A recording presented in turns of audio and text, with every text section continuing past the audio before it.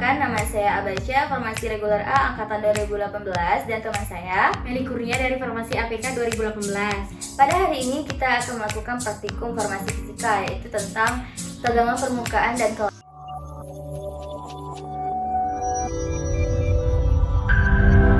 Penentuan tegangan permukaan. Tegangan permukaan dapat didefinisikan sebagai gaya yang terjadi pada permukaan suatu cairan yang menghalangi ekspansi cairan tersebut. Hal ini disebabkan oleh gaya tarik yang tidak seimbang pada antarmuka cairan. Gaya ini bisa segera diketahui pada kenaikan cairan, biasa dalam kapiler dan bentuk sferi suatu tetesan kecil cairan. Contoh tegangan permukaan adalah serangga yang berjalan di atas air.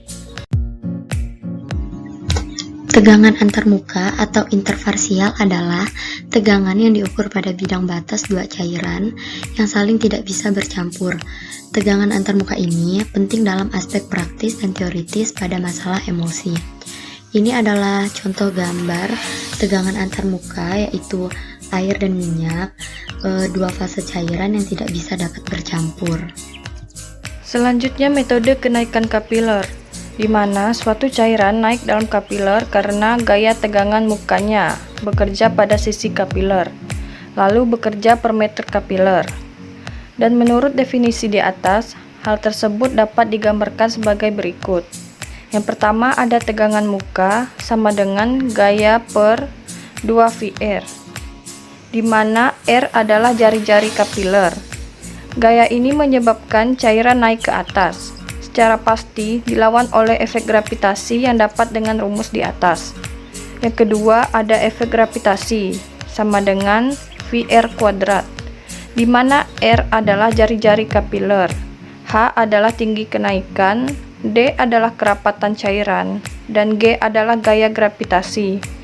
Dengan menyamakan kedua gaya tersebut, didapatkan persamaan berikut. Tegangan muka dikali 2 VR sama dengan VR kuadrat dikali H dikali D dan dikali G. Sudut yang dibuat cairan dengan kapiler pada permukaannya dapat memodifikasi persamaan tersebut. Tetapi secara umum, untuk cairan yang efeknya sedemikian hingga faktor ini itu dapat diabaikan. Mengukur jari-jari kapiler itu merupakan tugas yang sulit dilakukan. Namun, demikian ada kemungkinan untuk membandingkan kenaikan kapiler cairan yang belum diketahui tegangan mukanya. Kemudian, dengan rasio berikut ini dapat digunakan untuk perhitungannya. Seperti yang tertera di slide, ada rumusnya, bisa dilihat. Nah, setelah menggunakannya, dengan mengetahui kerapatan cairan-cairan dan tingginya kenaikan di dalam kapiler yang belum diketahui, sehingga yang belum diketahui ini itu dapat ditentukan.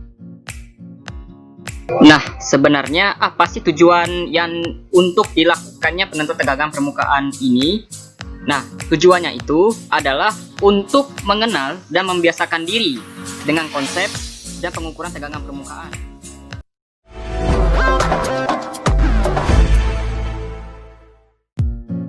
Adapun alat dan bahan yang digunakan yaitu yang pertama ada Aquades, Yang kedua ada VCO, yang ketiga ada pipa kapiler, yang terakhir ada beaker glass. Nah, sebelum melakukan praktikum, alangkah baiknya kita harus menggunakan alat pelindung diri seperti masker dan latex sarung tangan.